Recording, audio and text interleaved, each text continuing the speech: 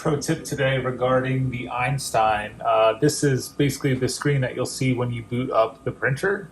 If you're planning on doing printing anytime during the day, I would always recommend doing this. So if you go into settings, you will see heating, okay?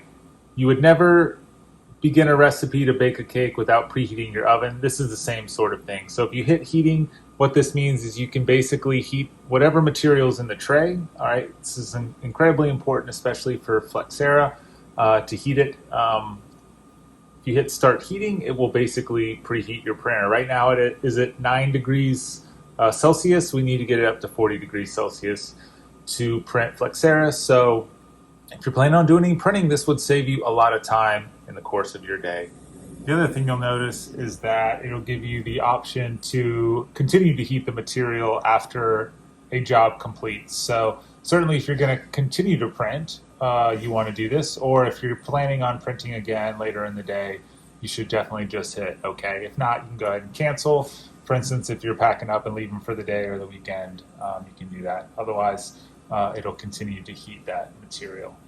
The other thing that's good to note is that as we finish a job and we have our whatever it is on the build plate, you will notice that we send you guys this, and this is a very thin, very sharp blade used for removing materials from the build plate. You may be used to something a little thicker, like a spatula. If you have a history with Sprint Ray, they send you something like this.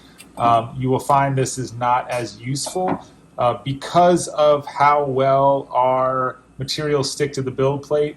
You need something nice and thin for removing those materials. So it's just like you remember, basically. Continue repeated kind of movement until whatever it is happens to pop off.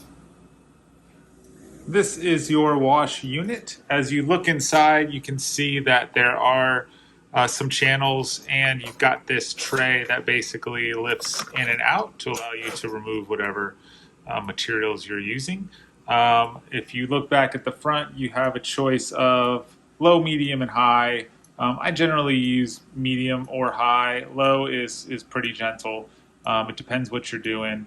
If you hit high, it'll then pull up a timer, and you can set that to whatever you want. I personally have found that 5 minutes generally does the trick for almost everything that I am doing in the office. The other thing worth noting, like here I am doing some practice staining and glazing, so I have some teeth.